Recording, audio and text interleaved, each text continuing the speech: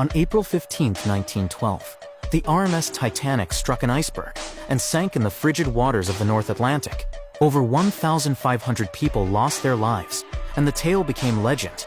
The Titanic wasn't just a ship, it was a floating symbol of industrial might and modern luxury.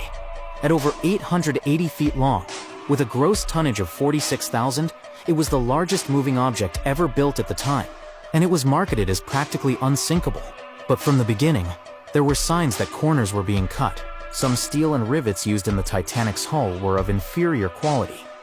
Metallurgists who later studied the wreck found high levels of slag in the steel, making it brittle in cold water. And the wrought iron rivets used in the bow, the area that struck the iceberg, were especially weak.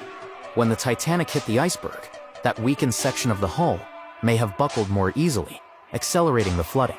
The night of the disaster, there were so many chances to avoid tragedy. The Titanic received multiple iceberg warnings from nearby ships, but those warnings were either ignored or never relayed to the bridge.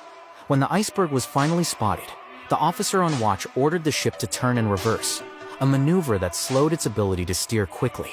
A head-on collision might have been safer.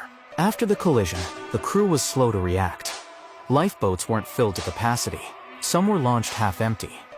Passengers in third class were delayed by locked gates.